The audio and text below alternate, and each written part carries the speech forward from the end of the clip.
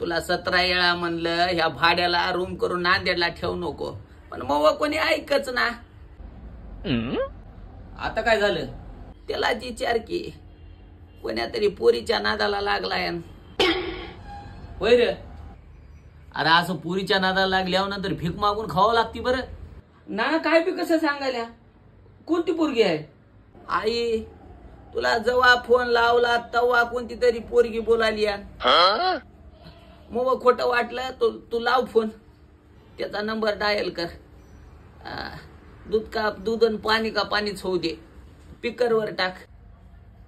Dial केलेला आहे तो अवैध आहे, कृपया आपण डायल केलेला नंबर तपासा.